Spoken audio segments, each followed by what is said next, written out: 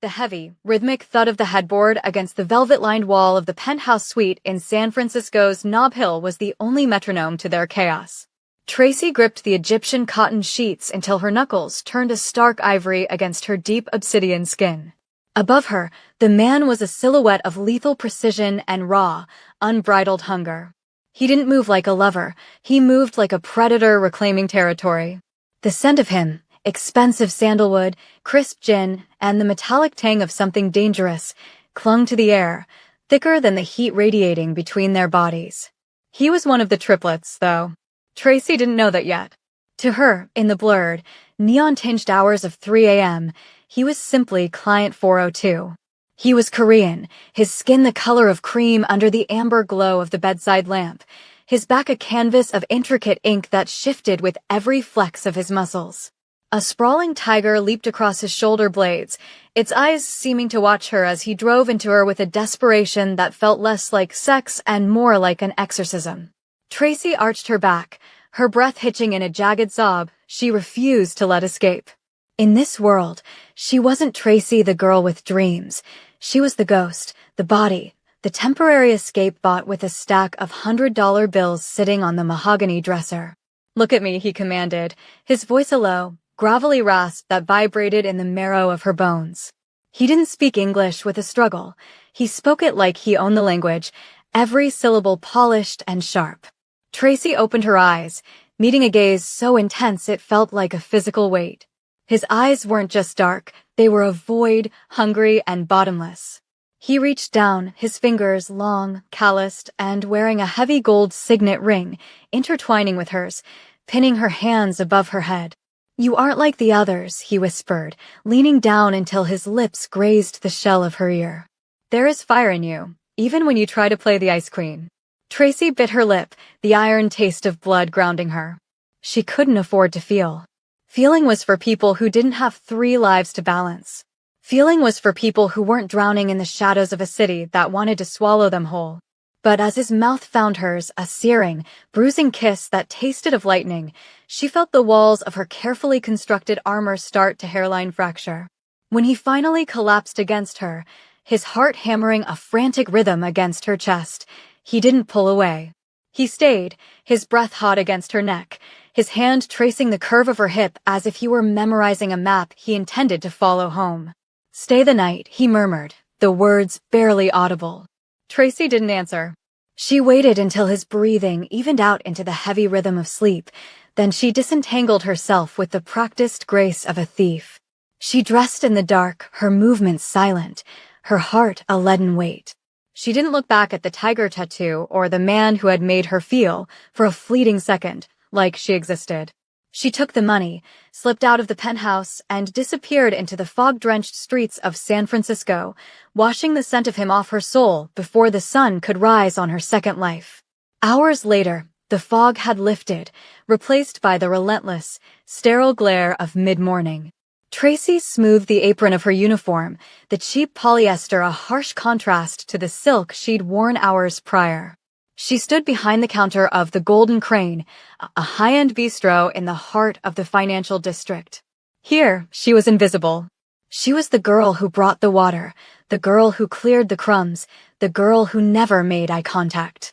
Her feet ached, a dull throb that reminded her of the miles she walked between her identities. Then, the bell chimed. A man walked in and Tracy's breath died in her throat. For a terrifying heartbeat, she thought it was him, the man from the penthouse. But as he approached, she realized the energy was different. Where the first brother was a storm, this one was a glacier. He wore a charcoal suit that probably cost more than her annual rent in Oakland. His hair was styled back with clinical perfection, and his expression was a mask of cold, aristocratic boredom. He sat at the same corner table every day at 12:15 p.m. "The usual, Tracy," he said, his voice smooth, devoid of the gravelly heat of the night before. He didn't look up from the tablet in his hand. He didn't recognize her. How could he? To him, she was a fixture of the restaurant, as stationary as the salt shakers. Tracy poured his green tea, her hand trembling slightly. She watched his hands, the same long fingers, the same signet ring, but his nails were manicured, and he lacked the faint scar across the knuckles she had traced in the dark. "Is there a problem?" he asked, finally looking up. His eyes hit her like a frostbite. It was the same face, the same devastatingly handsome features, but the soul behind it was a stranger. "No, Mr. Kang," Tracy whispered, her voice a practiced melody of subservience. "Your salmon will be out in 5 minutes. "Make it 4, he replied, turning back to his work. Tracy retreated to the kitchen, her mind spinning. The resemblance was too perfect. Identical. But while one brother had used her body like a prayer, this one treated her like a shadow. She leaned against the cold stainless steel prep table, closing her eyes. She lived in the cracks of their world, serving them, sleeping with them, and yet they were light years away. By 7 p.m., the restaurant shifted into its evening rush and Tracy transitioned again.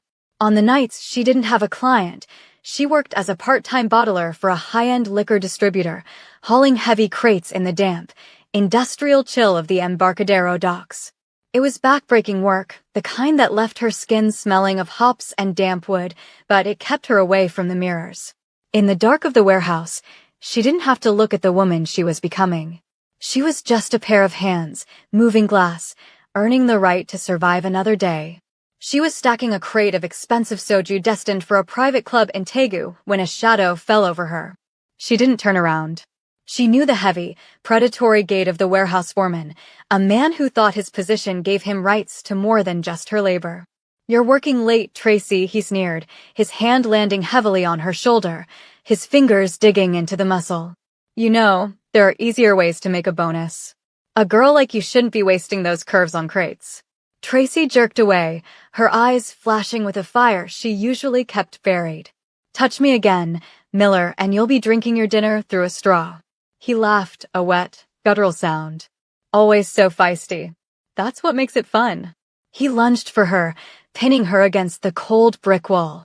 Tracy struggled, the scent of stale tobacco and sweat making her gag. She reached for a glass bottle, her fingers brushing the neck, ready to shatter it against his temple, when the warehouse door exploded open. The silhouette in the doorway was tall, framed by the moonlight reflecting off the bay. He moved with a terrifying, silent speed. Before Miller could even cry out, he was ripped off Tracy and hurled into a stack of wooden pallets with a bone-crunching thud. Tracy slumped against the wall, gasping for air, her heart hammering against her ribs. The man turned toward her.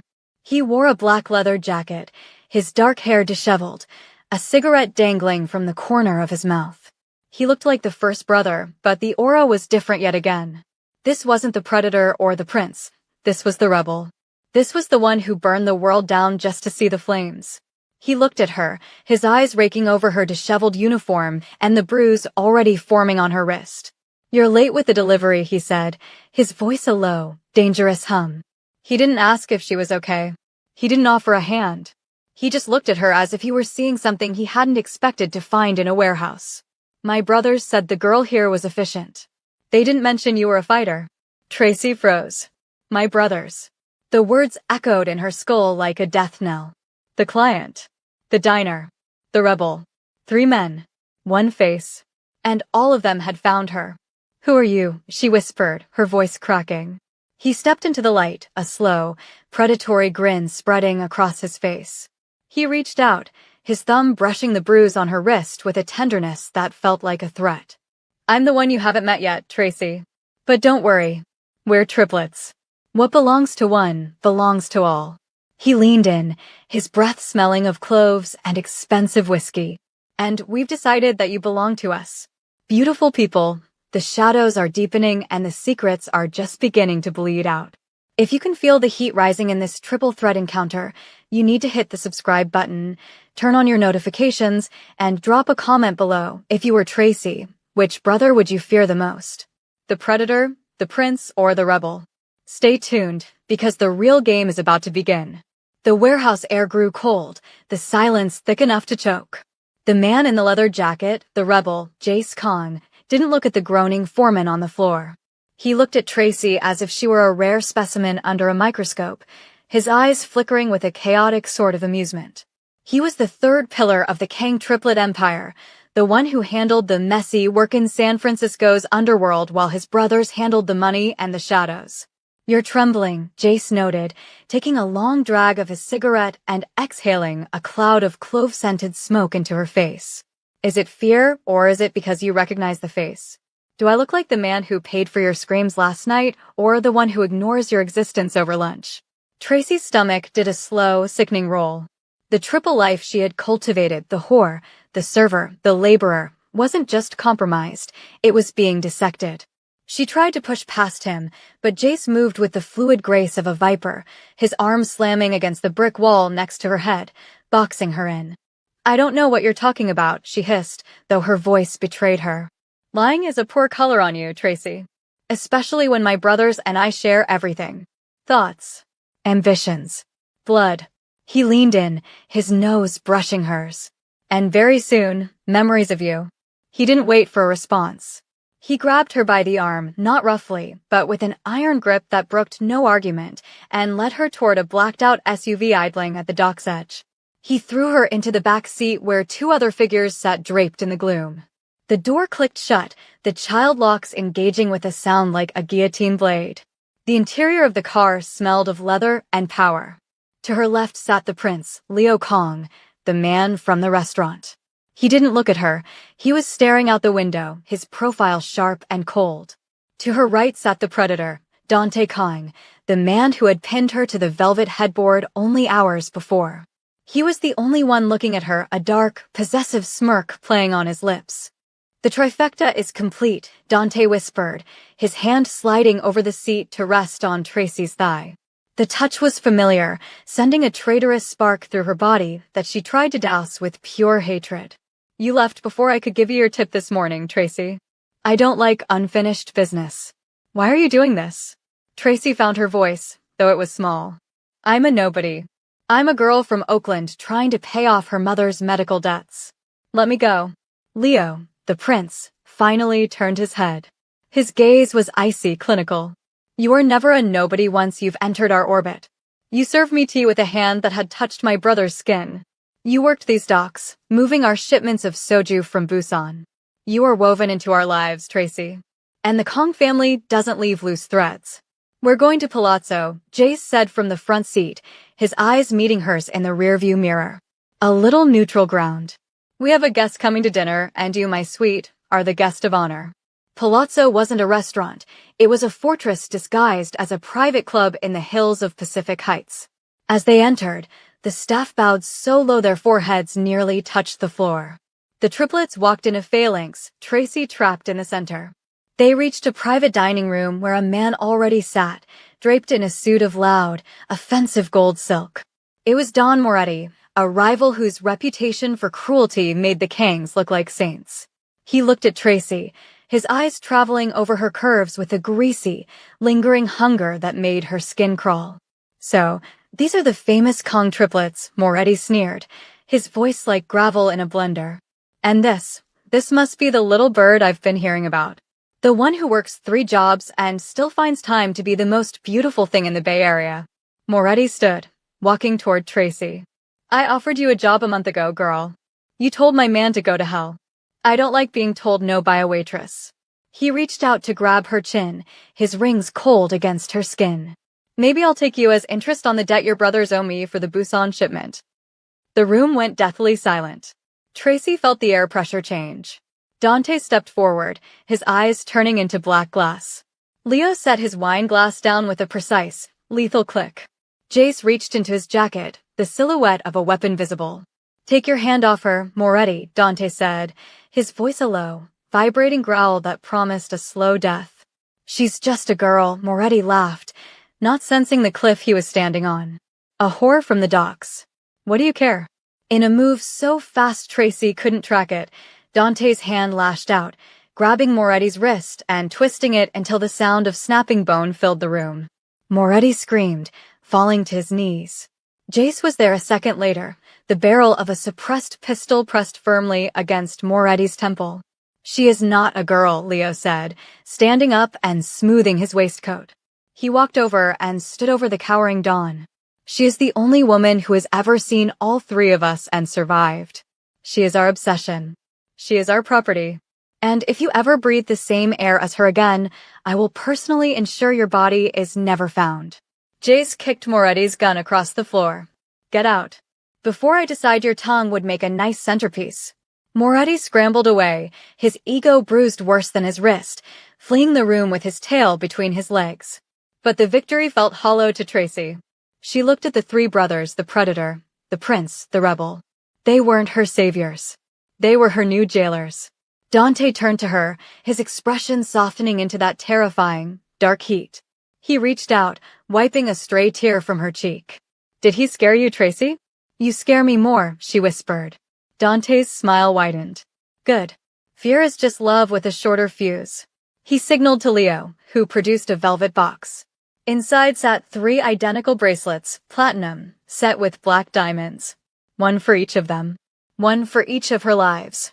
You aren't going back to that apartment in Oakland, Leo said, his voice brooking no argument. You aren't going back to the docks. From this moment on, you live with us. You eat with us. You belong to us. I have a choice, Tracy defied them, her heart hammering. You had a choice, Jace countered, leaning against the doorframe, blocking the only exit. Until you looked us in the eye. Now, you're part of the Kang legacy. We're taking you to South Korea. To Busan. We have business there, and we aren't leaving our most precious asset behind. Busan? Tracy gasped. I don't even have a passport. Leo smiled, a cold, elegant thinness of the lips. Tracy, we own the border. You don't need a passport when you belong to the kings of the Silk Road. Dante stepped closer, his hand sliding up her neck, his thumb resting on her pulse point. He could feel how fast she was beating, how terrified she was, and how much she was beginning to crave the danger. Don't fight it, Tracy. You were destined to be ours. The whore, the server, the laborer, we love all of you. And we're going to keep all of you. Kindred spirits, the cage has been locked, and the key has been thrown into the deep waters of the San Francisco Bay. Tracy is no longer a girl of 3 lives, she is a prisoner of 3 hearts. But as they prepare to cross the ocean to the neon-drenched streets of Busan, what secrets are the Kang brothers hiding? Is this love, or is it a psychological trap? If you're gasping for air as much as Tracy is, hit that like button right now. Subscribe to see what happens when the plane touches down in South Korea, and tell me in the comments, if you were in that car, would you try to run, or would you let the Kang brothers take you? The shadows are getting longer, and the heat is about to become unbearable. Don't go anywhere. The black SUV carved through the winding roads of the Berkeley Hills, the city lights below looking like fallen stars. Inside, the silence was heavy, but the predatory tension had shifted into something more suffocating intimacy. Tracy sat flanked by the 2 brothers, her breath coming in shallow hitches. The weight of the platinum bracelet on her wrist felt like a handcuff made of starlight. You look like you're waiting for the blow to fall, the brother to her right said. It was the predator, the one from the penthouse. His voice had lost its jagged edge, replaced by a smooth, melodic resonance. Stop. We didn't bring you into this car to break you, Tracy. We brought you here to claim you. I don't even know who you are, Tracy whispered, her eyes fixed on the back of the driver's head. I know your faces. I know your cruelty. But I don't know the men behind the masks. The brother to her left, the prince, shifted. He reached out and turned her chin toward him. His touch was no longer clinical, it was warm, possessive. You've known us as the Kangs, the monsters of the bay. But if you were to fly across the ocean with us, you should know our souls. We are the triplets of the House of Kong, born in the winter of Busan, raised in the blood of the shadows.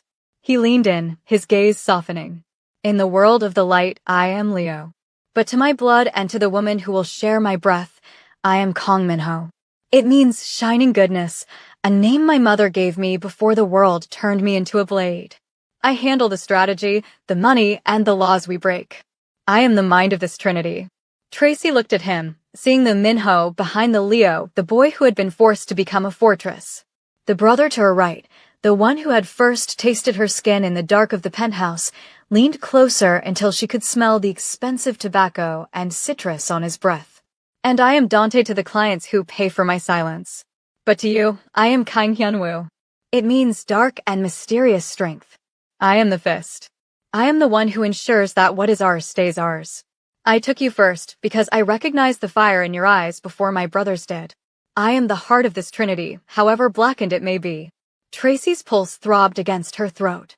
Hyunwoo. The name felt like a secret whispered in a storm.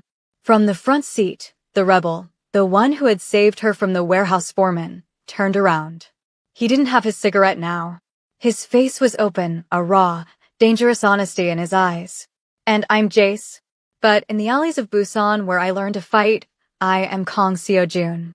It means auspicious and talented. I am the soul of this trinity. I see the things they miss. I saw you struggling at the docks, Tracy. I saw the way you stood your ground against a man twice your size. I don't want a doll. I want a queen who knows how to survive. Minho, Hyunwoo, Seo-jun, Tracy repeated, the Korean syllables feeling strange and heavy on her tongue. You give me your names as if that makes us equal. As if that makes this kidnapping, okay? It isn't a kidnapping if you have nowhere else to go, Hyunwoo, Dante said, his hand sliding up to cup her nape, his thumb tracing the line of her jaw. We know about the debt, Tracy. We know about the hospice bills for your mother. We know that by next month, you'll be on the street. Do you think the world is kind to a girl who lives 3 lives? It will chew you up and spit you out.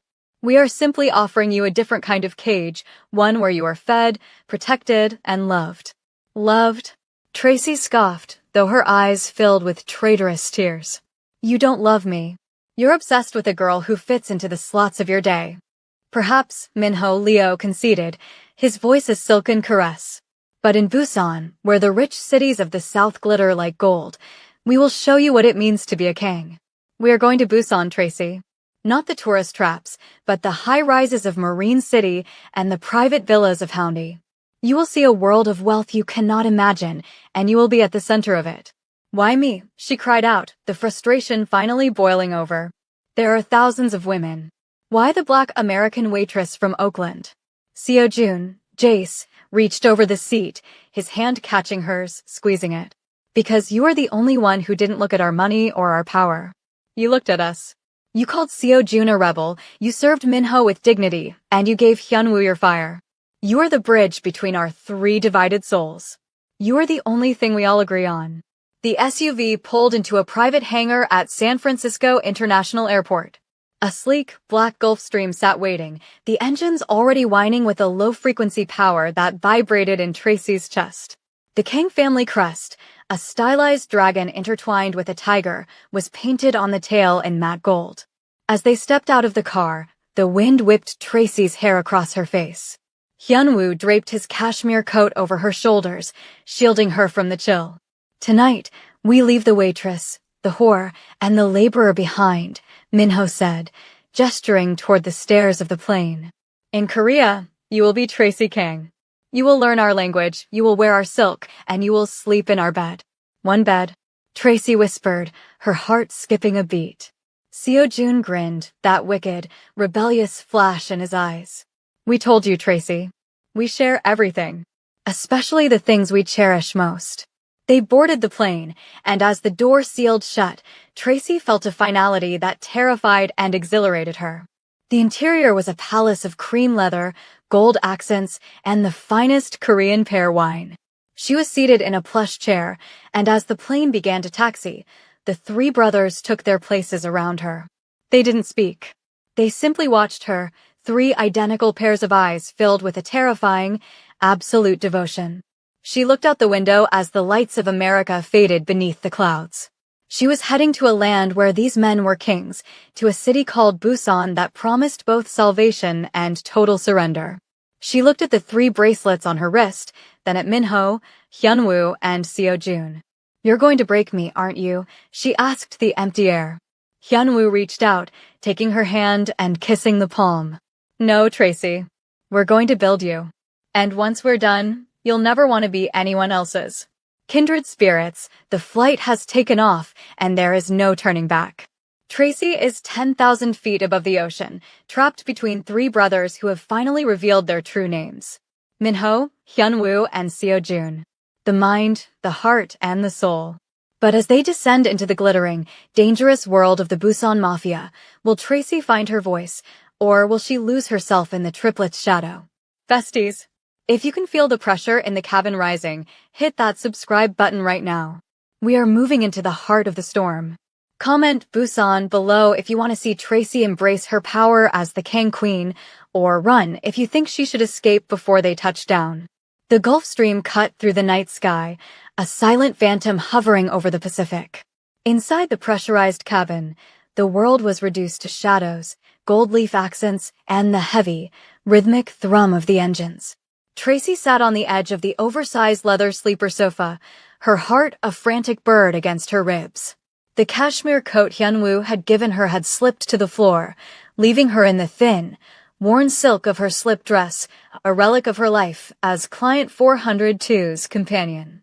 The cabin lights were dimmed to a deep, visceral amber. Across from her sat Minho and Seojun. They were perfectly still, two statues of marble and ink. Minho sipped a crystal glass of dark whiskey, his eyes cold and observant over the rim. Seojun leaned back, a dark smirk playing on his lips, his fingers tapping a rhythmic, predatory beat against the mahogany armrest. They weren't looking away. They weren't giving her privacy. They were waiting. Hyunwoo, the brother who had first claimed her in the Nob Hill penthouse, stepped into the light. He had shed his suit jacket, his white shirt unbuttoned halfway to reveal the sprawling ink of the tiger on his chest. He moved toward her with a slow, deliberate gravity. "You're shaking again, Tracy," Hyunwoo whispered, stopping just inches from her. He reached out, his hand sliding into her hair, tilting her head back to meet his gaze. "Is it the cold, or is it the memory of what we did in the dark?" "They're watching," Tracy gasped, her eyes starting to Minho and Seojun. "They're my blood," Hyunwoo replied, his thumb brushing over her lower lip. "What I feel, they feel. What I possess, they protect. Tonight, we aren't three strangers. We are one soul, and you are the center of it." He leaned down, his mouth finding the sensitive curve of her neck. Tracy let out a soft, broken moan, her hands instinctively clutching his forearms. The scent of him, sandalwood, and the metallic tang of power flooded her senses, triggering a visceral memory of the night before. Despite the terror, despite the kidnapping, her body recognized him. It betrayed her, her skin humming where his fingers grazed her. Hyunwoo lifted her easily, settling her onto the plush surface of the bed. He followed her down, his body a heavy, warm weight that grounded her. He began to kiss her, not with the bruising desperation of the penthouse, but with a slow, agonizing worship. He kissed her eyelids, her jaw, the pulse point at her throat where her life force hammered against his lips. "Look at them," Hyunwoo commanded softly, his voice a low vibration against her skin. Tracy looked. Minho hadn't moved, but his grip on the whiskey glass had tightened, his gaze burning with an intellectual hunger that felt like a physical touch. Seojun's eyes were wide, a raw, rebellious heat flaring in them. They weren't just watching, they were participating in the only way they knew how, through the shared connection of their brotherhood. Hyunwoo's hands were everywhere, tracing the map of her body as if he were writing his name in her skin. He moved with a lethal grace, stripping away the last of her defenses. When he finally merged with her, the sensation was an explosion of light behind her eyes. It wasn't just a physical act, it was a reclamation. Tracy arched her back, her fingers digging into the ink on his shoulders, her breath hitching in a jagged rhythm that matched his. She locked eyes with Minho across the cabin. In his icy, calculated gaze, she saw a flicker of something new, a cracks in the prince's armor, a desperate need to be the one holding her. She turned to Seojun, whose jaw was set in a hard line, his breathing heavy and synchronized with theirs. The triplets were a circuit, and she was the current that kept them alive. Hyunwoo buried his face in the crook of her neck, his movements growing more urgent, more possessive. "You are ours, Tracy," he groaned, the words muffled against her skin. "Say it. Tell my brothers who you belong to." I am yours," she whispered, the lie and the truth blurring into one. As the peak of the storm hit them, Tracy felt a profound, terrifying sense of belonging. She was no longer the waitress or the laborer. She was the focal point of a mafia empire, a woman held between three titans. When Hyunwoo finally went still, his heart thundering against hers, the silence in the cabin was deafening. Minho stood up slowly. He walked over to the bed, looking down at them. He didn't look jealous, he looked resolved. He reached down, his cold fingers brushing a damp strand of hair from Tracy's forehead. "Sleep now, Tracy," Minho said, his voice a silken promise. "Hyunwoo has had his turn. But Busan is a long flight, and by the time we touch down in the rich streets of Marine City, you will realize that the heart was only the beginning. The mind and the soul are waiting for their prize." Seo-jun stood as well, tossing his cigarette into a crystal ashtray. He walked to the other side of the bed, his hand resting briefly on Tracy's ankle. "Welcome to the family, Tracy. It's a long way down from here, but we'll never let you hit the ground." They retreated to their seats, leaving Tracy wrapped in Hyunwoo's arms. She stared up at the ceiling of the plane, the gold-leaf dragons seeming to shimmer in the dark. She had just made love to a man while his brothers watched, and the most terrifying part wasn't the shame, it was the fact that she wanted to know what the others felt like, too. "Besties. The air in the cabin is thick with a heat that could melt the wings off this plane. Tracy has officially crossed the point of no return. She has shared her body with the heart, under the watchful eyes of the mind and the soul." But as they approach the glittering skyline of Busan, the true psychological game begins. Is Tracy a queen in the making, or is she being slowly dismantled by three men who know her better than she knows herself? If you can feel the tension in this batch, you need to hit that subscribe button right now. We're heading into the belly of the beast.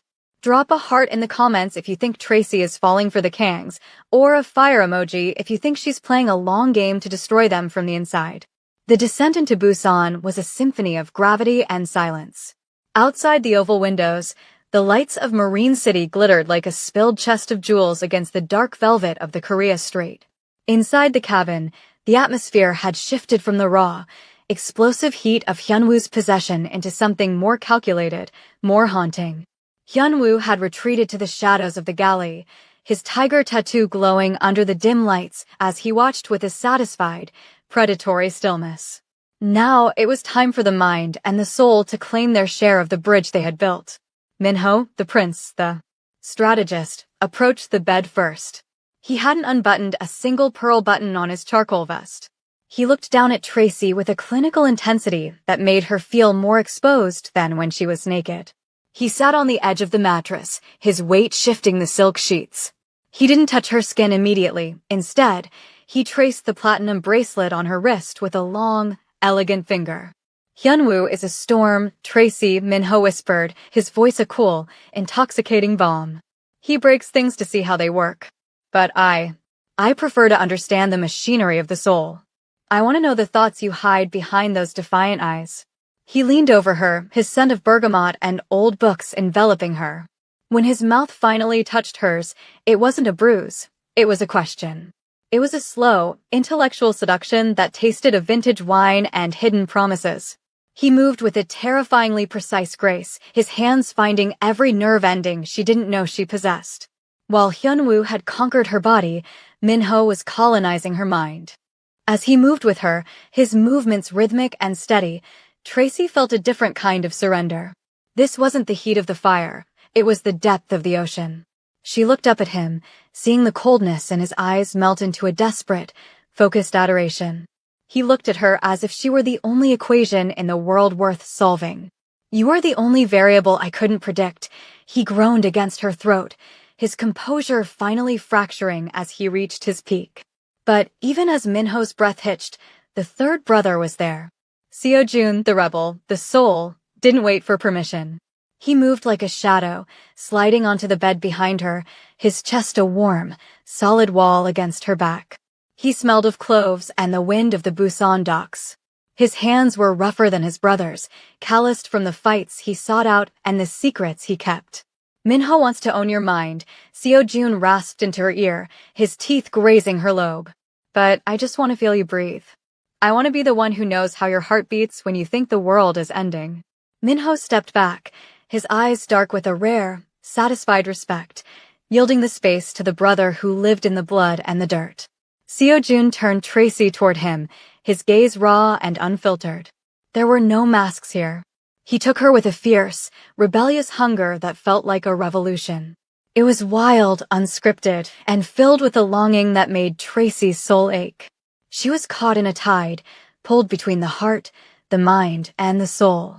As Seo-jun held her, his arms a cage of absolute protection, Tracy realized the terrifying truth. She wasn't being shared. She was being completed. The three of them were a singular entity, and she was the missing piece that made the Kang legacy whole. When the sun finally began to peek over the horizon, painting the Busan skyline in shades of gold and rose, the three brothers stood together at the window of the plane, looking down at their kingdom. Tracy lay in the center of the bed, draped in silk, her body humming with the ghost touches of three identical men. "Look, Tracy," Seo-jun said, gesturing to the towering skyscrapers of Haeundae. "That is your new home. A city of millions, and every soul in it will know that you belong to the Kangs." "We are landing," Minho noted, his aristocratic mask sliding back into place, though his eyes remained fixed on her. "The waitress from Oakland is dead. The woman who steps off this plane will be the most powerful person in Busan. Because you have the heart of the tiger, the mind of the dragon, and the soul of the storm." Hyunwoo walked over, picking up a silk robe embroidered with gold thread and draping it over her. He leaned in, kissing the crown of her head. "Don't be afraid of the height, Tracy. We're the ones holding the strings." As the wheels touched the tarmac of the private airstrip, the reality hit her. She had survived the night, but she had lost the war. She was no longer her own. She was theirs. And as the door of the Gulf Stream opened to the salty, humid air of the Korean coast, she saw a fleet of black sedans and hundreds of men in suits bowing in unison. The triplets stepped onto the stairs, three kings returning to their throne, and Tracy walked between them, their prize, their obsession, their destiny. Kindred spirits, if you're breathless from this journey, hit that subscribe button right now. We're on the ground in South Korea, and the real danger is just beginning. Comment triplets if you think Tracy should choose one brother, or queen if she should rule them all. The first night in the Marine City penthouse is coming, and secrets are about to be unearthed. The heavy humidity of the Busan coast clung to the terminal as Tracy stepped onto the tarmac, bracketed by the three brothers. The transition from the sterile, private world of the aircraft to the raw power of the Kang territory was instantaneous. A phalanx of men in black suits, their postures rigid and their eyes shielded by dark glass, formed a human corridor from the plane to a waiting motorcade. "Welcome home," Tracy, Minho whispered, his voice barely audible over the roar of the sea wind. He didn't look at her. His eyes were scanning the rooftops of the private terminal, his strategic mind already calculating threats. They were whisked away in a bulletproof limousine toward Marine City, the billionaire's playground of Busan. The skyscrapers here weren't just buildings, they were glass and steel monoliths that seemed to pierce the very heavens. As they pulled into the subterranean garage of the penthouse zenith, the highest residential point in the city, Tracy felt the weight of her new reality. The elevator ascended in a blur of silent speed, opening directly into a space that redefined luxury. The penthouse was a triplex of white marble, obsidian accents, and floor-to-ceiling glass that looked out over the Gwangan Bridge, which glowed like a string of neon pearls across the bay. "This is our primary residence," Hyunwoo said, tossing his jacket onto a low-slung Italian leather sofa. He walked to a bar carved from a single block of translucent quartz and poured 4 glasses of a deep, amber liquid. "Here, the world cannot reach you. Here, you're safe." Safe? Tracy walked to the window, looking down at the city far below. "I'm in a golden cage, Hyunwoo. I don't speak the language. I don't know the rules. I'm an American girl from the streets of Oakland who spent her nights hauling crates and her days serving tea. I don't belong in a marble palace." Seo-jun approached her from behind, his presence a warm, chaotic hum. He reached out, spinning her around to face the three of them. "You think we chose you because you were polished, Tracy? We chose you because you were raw. Because you survived 3 lives without breaking. That's strength. It's more valuable than all the gold in this room." He handed her a glass. "Drink. Tonight, we celebrate the arrival of the 4th member." "The 4th?" Tracy asked, her brow furrowing. "The mind, the heart, the soul," Minho said, stepping into the light. "And now, the strength. You are the anchor, Tracy. Without you, we are 3 separate storms. With you, we are a hurricane." They sat together on the vast terrace as the moon climbed over the Korea Strait. The brothers began to speak, their voices a synchronized melody of their history. They told her of their childhood in the rugged alleys of the Yongdo district, of how they had fought their way out of the mud to claim the glittering heights of Marine City. They spoke of the blood they had spilled and the loyalty they had forged.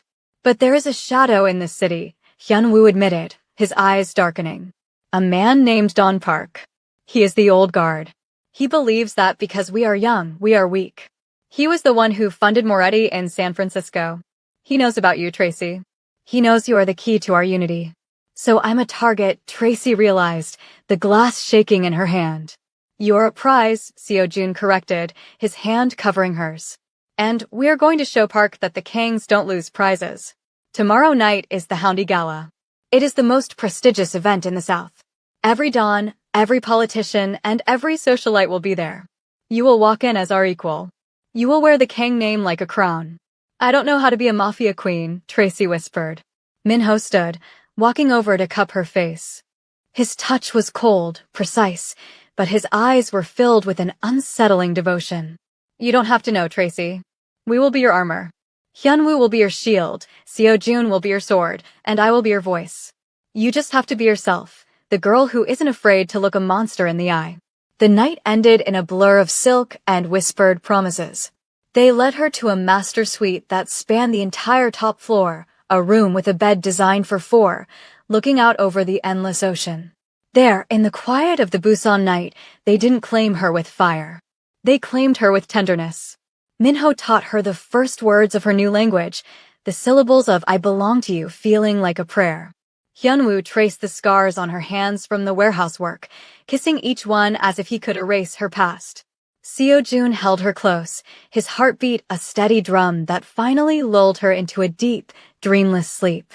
But as the sun began to rise on her first full day in Korea, a loud crash echoed from the floor below. Tracy bolted upright, her heart hammering.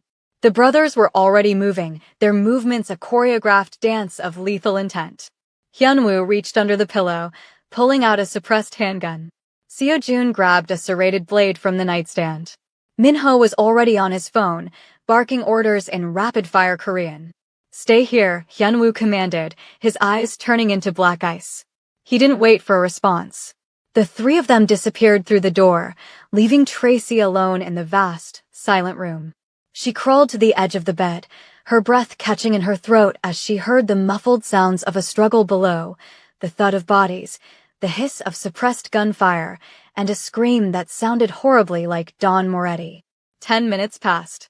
10 minutes of suffocating terror. Then, the door opened. The triplets walked in. They weren't harmed, but there was blood on Seo-jun's knuckles and a cold, terrifying satisfaction on Minho's face. What happened? Tracy gasped. A message from Don Park, Minho said, wiping his hands with a white silk handkerchief that came away stained red. He sent 3 of his ghosts to take you while we slept. He thought he could outmaneuver us in our own home. Are they? Tracy couldn't finish the sentence. They are no longer a concern, Hyunwoo said, walking over to her and pulling her into his arms. He smelled of cordite and iron. But the game has changed, Tracy. Park has declared war. He thinks you're our weakness. He pulled back, his gaze burning with a dark, terrifying light. We're going to prove you're our greatest strength. Tonight, at the gala, we aren't just introducing you. We're going to burn Park's empire to the ground, and you're going to be the one to light the match. Kindred spirits, if you can feel the adrenaline pumping through your veins, you must subscribe right now.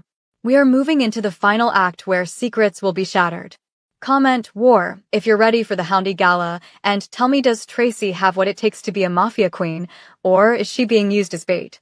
The shadows are closing in, and the heat is about to reach the boiling point. The Houndy Gala was a spectacle of excessive wealth and hidden daggers, held in a grand ballroom overlooking the black expanse of the Korea Strait. Crystal chandeliers hung like frozen rain, casting sharp, cold light over the elite of Busan. This was the territory of the old guard, men who traded in human lives over glasses of century-old cognac. Tracy stood at the top of the grand marble staircase, her breath hitched in her throat. She was a vision of dark elegance in a gown of midnight blue silk that clung to her curves like a second skin, embroidered with silver threads that mimicked the Gwangan Bridge's lights. Around her neck sat a choker of black diamonds, the weight of it a constant reminder of the cage she now inhabited. Minho, Hyunwoo, and Seojun stood behind her, a terrifying trinity in matching black tuxedos. They didn't just walk, they colonized the space. Chin up, Tracy, Minho whispered, his hand resting on the small of her back. Tonight, you aren't a waitress. You are the eclipse that will darken their sun. As they descended, the room went silent. The rhythmic click of Tracy's heels on the marble was the only sound. Every eye in the room, Korean dons, crooked politicians, and their porcelain-skinned wives, was fixed on her. The black American woman with the mahogany skin and the regal stride, flanked by the three most dangerous men in the country. It was an affront to their tradition and a declaration of a new era. At the center of the room stood Don Park. He was an ancient man with skin like yellowed parchment and eyes that held the cold cruelty of a winter grave. He held a cane topped with a silver tiger's head. Beside him stood a familiar face, his arm in a heavy cast, Don Moretti. The coward had fled San Francisco only to crawl to the master in Busan. The king triplets, Don Park rasped, his voice sounding like dry leaves skittering over pavement. And the curiosity, from the west. You bring a stray into a den of lions, Minho. That is a dangerous breach of etiquette. She isn't a stray, Park Hyunwoo growled, his hand moving toward the inside of his jacket. She is the future. And you are the past. Is she? Park sneered, looking at Tracy. She was a whore in San Francisco, a servant in the day, a laborer in the dark. She is a girl of many faces, triplets. Are you sure you know which one you've brought to my table? The room rippled with shocked murmurs. Moretti smirked, his eyes gleeful. Tracy felt the heat of shame rise in her chest, the ghosts of her 3 lives screaming to be hidden. But then, she felt a hand on each of her shoulders. Seojun stepped forward, his eyes blazing with a rebellious, lethal fire. She lived 3 lives because she had the strength to survive a world that tried to crush her. She worked until her hands bled to pay a debt that wasn't hers. That makes her more honorable than any man in this room who inherited his throne. Tracy looked at Seojun, then at the others. The shame vanished, replaced by a cold, hard diamond of resolve. She stepped out from between the brothers and walked directly up to Don Park. She was taller than him, her presence filling the gap between them. You think you can shame me with my struggle? Tracy said, her voice clear and resonant, slicing through the ballroom silence. I worked 3 jobs. I saw the bottom of the world. And from down there, I saw men like you, men who build empires on the backs of people they think are invisible. But I'm not invisible anymore. And I know your secrets, Park. She leaned in, her voice dropping to a deadly whisper that only he could hear. I moved your soju crates at the docks, remember? But they weren't just soju. I saw the ledgers hidden in the false bottoms. I know where the money is hidden in Switzerland. I know about the ghost accounts. Park's face went from pale to a sickly gray. His grip on his cane tightened until his knuckles turned white. You're bluffing, he hissed. Try me, Tracy replied, stepping back. Suddenly, the grand doors of the ballroom burst open. Not with assassins, but with men in tactical gear, the Korean National Police. But they weren't moving toward the Kangs. They were moving toward Don Park and Moretti. Minho stepped forward, holding up his phone. The beauty of a strategic mind, Park, is knowing when to stop being a criminal and start being a patriot. We've turned over every ledger Tracy found at the docks to the authorities. Your empire is being seized as we speak. You betrayed your own kind. Moretti shrieked as an officer tackled him to the floor. We aren't your kind, Hyunwoo said, standing over the fallen Don. We are the new breed. We don't need to hide in the shadows when we own the light. The ballroom descended into chaos as arrests were made. Don Park was led away in handcuffs, his legacy crumbling in a single night. The triplets stood in the center of the storm, Tracy held firmly in their grasp. They had used her knowledge, her triple life, to decapitate their rival. But as the police cleared the room, a lone figure remained in the shadows of the balcony above. A sniper's red dot appeared, dancing across the silk of Tracy's dress, settling right over her heart. Tracy, move! Seojun screamed. A shot echoed through the ballroom, shattering a crystal chandelier. Besties, the crown has been won, but the price is being paid in lead and blood. Don Park's empire has fallen, but the ghosts he left behind are still hunting. Tracy has proven she is a queen, but is she a martyr? Drop a heart in the comments if you want Tracy to survive, and tell me, did the triplets use her, or was this a partnership of true love? The final secret is about to be revealed. Don't close your eyes. The gunshot echoed like a thunderclap against the marble walls, a sharp, violent punctuation to the night's victory. Tracy felt the world tilt as she was tackled to the floor. The air was knocked from her lungs, the cold stone biting into her skin. Above her, a wall of muscle and silk shielded her from the shattered glass raining down from the chandelier. It was Seo Jun. He had moved with the instinct of a man born in a war zone, his body a living shield. Get her out. Now! Minho roared, his voice stripping away the aristocratic veneer to reveal the iron-fisted Dawn beneath. Hyunwoo grabbed Tracy's arm, hauling her to her feet as a second shot splintered the parquet flooring where she had stood a second before. They moved in a tight, lethal formation, the triplets forming a triangular fortress around her as they retreated toward the service exits. In the chaos of the police raids and fleeing socialites, the sniper's advantage was slipping, but the air was thick with the scent of ozone and impending death. They burst through the heavy oak doors into the humid Busan night, the sea air whipping Tracy's hair into a frenzy. A black SUV skidded to a halt in the driveway, the tires screaming against the asphalt.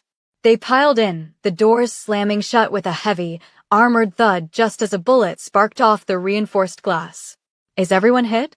Tracy gasped, her hands trembling as she looked at the three men. Seo Jun winced, clutching his upper arm where blood was beginning to bloom through the fabric of his tuxedo. Just a graze. The bastard was high up. He couldn't get the angle once we moved. Hyunwoo didn't look at the wound. He grabbed Tracy by the shoulders, his eyes wild and dark, searching her face for any sign of damage. You. Are you whole? Did he touch you? I'm fine, Tracy whispered, her voice cracking. But they're trying to kill us, Hyunwoo. This isn't a game. This is real. It's been real since San Francisco, Tracy, Minho said from the front seat, his fingers flying across a laptop screen as he tracked the sniper's heat signature via the building's security feed. But it ends tonight. We didn't just take Park's money. We took his pride. And a man like that doesn't want to live in a world where he was outplayed by a woman from Oakland. The car sped through the winding roads of Dalmaji Hill, the cherry blossoms appearing like ghostly specters in the moonlight. They weren't heading back to the Marine City penthouse. They were heading to the docks, the rugged, industrial heart of the Yongdo district. Where are we going? Tracy asked. To the beginning, Seo Jun rasped, his teeth gritted as he tied a silk handkerchief around his wound. The place where the Kang legacy started. If Park wants to finish this, he'll have to do it in the dirt, not the ballroom.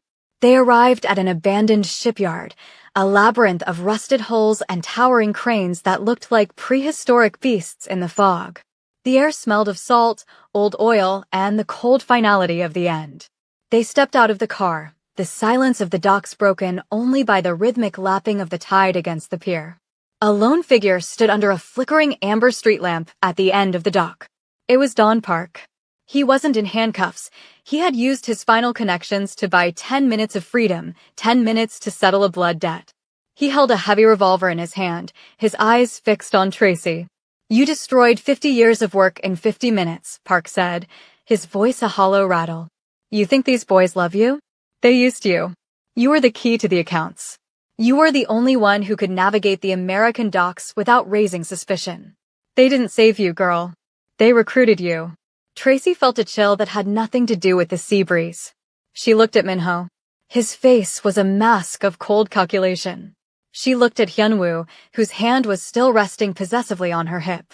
She looked at Seo Jun, the rebel who had fought for her. Is it true? Tracy asked, her heart breaking in a way the sniper's bullet never could. Did you take me because I knew the ledgers?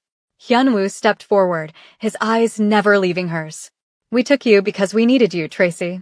That is the truth. In the beginning, you were a solution to a problem. Tracy stepped back, the black diamonds around her neck feeling like a noose. But Minho interrupted, his voice softer than she had ever heard it. The mind didn't count on the heart falling, and the heart didn't count on the soul recognizing itself in you.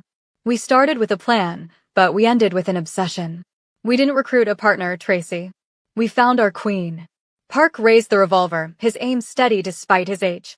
Enough sentiment. If I cannot have my empire, you will not have your anchor. He pulled the trigger. But the shot didn't come from the revolver. A single, high-caliber round took Park in the chest, sent from a distance he never saw coming. He crumpled to the pier, the silver tiger head cane clattering into the dark water. Tracy turned to see Seo-jun, holding a long-range rifle he had pulled from the trunk of the SUV. He lowered it, his expression grim. The Kangs don't leave things to chance, Park. Not when it comes to what's ours. The silence returned, heavier than before. The triplets stood in a row, 3 identical reflections of power and danger, looking at the woman who had changed their world. It's over, Hyunwoo said, walking to Tracy and taking her hands in his. The old guard is dead. The secrets are out. There is no more hiding, Tracy. No more 3 lives. No more whore, server, or laborer. Then who am I? She asked. Minho stepped up, the moonlight reflecting in his sharp, intelligent eyes. You are Tracy Kang, the woman who brought 3 brothers to their knees. The woman who owns the mind, the heart, and the soul of Busan. Seo-jun joined them, his uninjured arm wrapping around her waist. And tomorrow, we go to Daegu. We have a villa there, in the mountains. No cameras, no dons, no ledgers. Just us. Learning how to be a family instead of a syndicate. Tracy looked at the 3 of them, Minho, the strategist, Hyunwoo, the protector, Seo-jun, the rebel. She realized that while they had used her, she had also used them. They had given her the power to destroy her enemies and the wealth to save her mother. It was a dark, twisted, beautiful bargain. One condition, Tracy said, her voice regaining its strength. Anything, they said in unison. I'm the one who handles the money from now on, she smirked.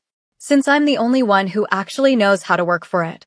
The triplets laughed, a sound that echoed over the water, a rare moment of genuine joy in a life built on shadows. They led her back to the car, leaving the ghosts of the past on the pier. Besties. The war is won, the secrets are buried, and the crown is secure. Tracy has survived the triple life and emerged as a queen. But in the mountains of Daegu, far from the neon lights of the city, will the heat between these 4 burn out, or will it become an eternal flame? If you want to see the happily ever after for the Kang family, you have to hit that subscribe button one last time. This story may be ending, but the legends are just beginning. Drop a heart in the comments to salute the Queen of Busan. Thank you for being part of our storytelling family. Until next time, stay in the light, but never fear the shadows.